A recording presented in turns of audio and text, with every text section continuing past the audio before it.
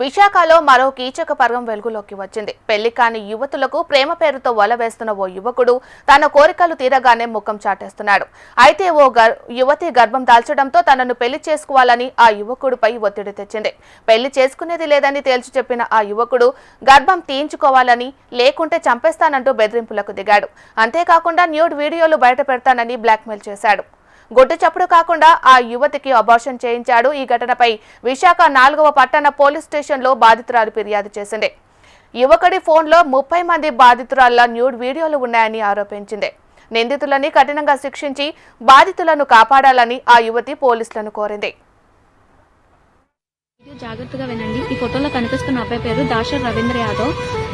ఇది native place Srikakulam Peddapadu.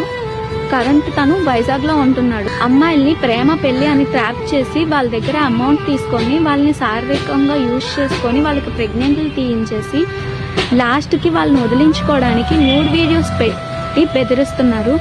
అలాగే నన్ను కూడా బెదిరించారు.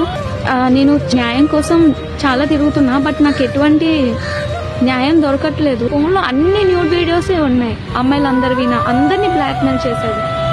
దయచేసి మీరు మోసపోకండి అని చెప్పడానికి వీడియో చేస్తున్నాను.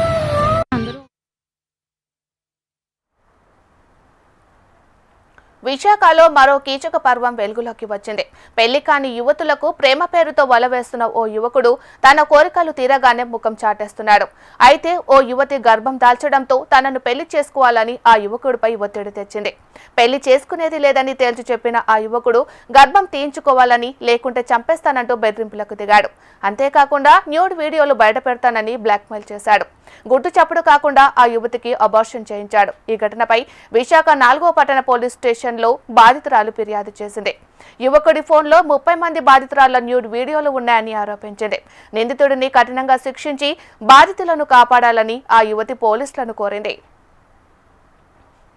మరి ఇదే అంశానికి సంబంధించి మరింత సమాచారాన్ని మా ప్రతినిధి అనురాధ అందిస్తారు. అనురాధ, మీనాక్షి, విశాఖలో జరుగుతున్న ఘటనలో ఒక్కొక్కటి కనుక చూస్తుంటే కనుక చాలా ఆందోళనకరమైన విషయాలు బయటకు వస్తున్నాయి. ఇటీవల జరిగిన క్రైమ్ కేసులన్నీ కూడా ప్రేమోన్మాది ఘటనలు కానీ, లేకపోతే భార్యని భర్త చంపేసిన ఘటనలు కానీ, ఇవన్నీ చూస్తే కనుక చాలా క్రైమ్ రేట్ పెరుగుతుందన్న వాస్తవాలు అయితే తెలుస్తా ఉన్నాయి. ఇప్పుడు తాజాగా జరిగిన ఘటన చూసుకుంటే కనుక విశాఖ 4వ పట్టణ పోలీస్ స్టేషన్ పరిధిలో ఒక మ్యారేజ్ బ్యూరో నిర్వహిస్తున్న ఒక వ్యక్తి ఒక యువతిని మోసం చేసిన సంఘటన వెలుగులోకి వచ్చింది. అతను తనని మ్యారేజ్ బ్యూరోలో ఇచ్చిన డీటెయిల్స్ ని పట్టుకొని తను ఏదో బిజినెస్ చేస్తున్నట్లుగా నమ్మించి కొంత బ్యూటీ ప్రొడక్ట్స్ ని సేల్ చేయాలని చెప్పి తనని పదే పదే కాంటాక్ట్ చేశారు. ఆ విధంగా ఆ యువకుడితో పరిచయం ఏర్పడింది. ఆ పరిచయాన్ని కాస్త ఆసరాగా తీసుకుని ఆమెతో సన్నిహిత సంబంధాలు పెట్టుకున్న తర్వాత అతను ఆమె గర్భం దాల్చిన నేపథ్యంలో ఆమె పెళ్లి చేసుకోవాలని ఆ యువకుడి మీద ఒత్తిడి తీసుకొచ్చింది. ఆ నేపథ్యంలో అతను పెళ్లి చేసుకునేదానికి నిరాకరించాడు. దాంతో పాటు గర్భం తీయించుకోవాలని చెప్పి ఒత్తిడి తీసుకొచ్చిన నేపథ్యంలో ఆ అమ్మాయి పోలీసులను ఆశ్రయిస్తానని చెప్పిన పరిస్థితులు ఉన్నాయి. ఆ సందర్భంలో వాళ్ళిద్దరి మధ్యన జరిగిన వాగ్వివాదంతో అతను ఆమెని చంపే ప్రయత్నం చేస్తానని హెచ్చరించిన నేపథ్యంలో ఆమె ఒక్కసారిగా భయపడి పోలీసుల్ని ఆశ్రయించినట్లుగా తెలుస్తుంది. అయితే పోలీసులు కేసుని సుమోటాగా తీసుకున్నారు. ఇంకా ఎఫ్ఐఆర్ కూడా నమోదు చేయలేదు. అయితే బాధిత మహిళ ఎవరైతే ఉన్నారో ఆమె ఇచ్చిన ఆధారాల ప్రకారం ప్రస్తుతం పోలీసులు ఇన్వెస్టిగేషన్ అయితే చేస్తూ ఉన్నారు. ఇంకా యువకుడి వలలో దాదాపుగా మరొక 30 మంది వరకు యువతులు ఉన్నారు. వాళ్ళంతా కూడా బాధితులే. వాళ్ళు కూడా తనతో కన్సల్ట్ చేశారు.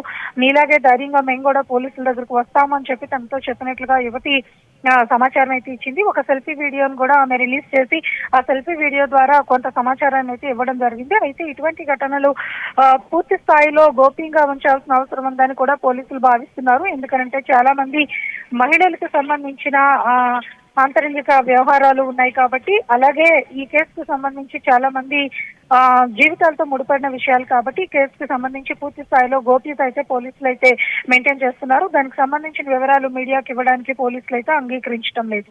అయితే ఏది ఏమైనా బాధిత మహిళ రిలీజ్ చేసిన వీడియో ప్రకారం ప్రస్తుతం మీడియా కూడా ఇన్వాల్వ్ అయ్యి పోలీసులని కన్సల్ట్ చేయడం జరిగింది. మనం కూడా హెచ్ఎంటీవీ నుంచి విశాఖ నగర పోలీస్ కమిషనర్ తో కూడా మాట్లాడడం జరిగింది.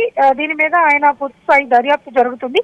ప్రాథమిక సమాచారం వచ్చిన తర్వాత అధికారికంగా వెల్లడిస్తామని కూడా తెలియజేశారు. మరి కాసేపట్లో వివరాలు వచ్చే అవకాశం ఉంది. ప్రస్తుతానికైతే fourth town police station investigation అయితే చేస్తున్నారు. ఆ యువకుడు మ్యారేజ్ బ్యూరో ఏ విధంగా నడుపుతూ ఉన్నారో, అక్కడ జరిగిన వ్యవహారాలు ఏంటి, సీసీ ఫుటేజ్ వ్యవస్థలు ఉన్నాయా, ఎవరెవరి కాంటాక్ట్స్ అతని దగ్గర ఉన్నాయి, ఈ మ్యారేజ్ బ్యూరో కోసం కన్సల్ట్ చేసిన యువతులకి వాళ్ళు ఇచ్చిన సమాచారం ఆధారాల ప్రకారం అతను వలవేసి రకమైన అనైతికమైన చర్యలకి పాల్పడుతున్నాడా అన్నది ప్రస్తుతం పోలీసులు ఎంక్వైరీ చేస్తున్నారు. అతని ఫోన్ డేటాను కూడా కలెక్ట్ చేసే పనిలో ఉన్నారు. అయితే మొత్తానికి బాధిత మహిళ ఇచ్చిన వీడియో ఆధారంగా మాత్రమే ఈ కేసు ప్రస్తుతం ఇన్వెస్టిగేషన్ జరుగుతుంది. పోలీసులు గోప్యత పాటించడం వలన తదుపరి విషయాలు వెల్లడించే అవకాశం లేకుండా ఉంది. అయితే కాసేపట్లో మీడియా ముందు పోలీసులు ఈ వివరాలని వెల్లడిస్తాము. ఆ కేసు తాలూకా వివరాలతో పాటు బాధిత మహిళలు ఎవరైనా వస్తే కనుక వారితో కూడా మాట్లాడతామని అంటున్నారు. ఈ నేపథ్యంలో ఇంకా మరిన్ని వివరాలు రావాలంటే కొంత సమయం పట్టే పరిస్థితి ఉంది. Meenakshi. Right, thank you Anuradha.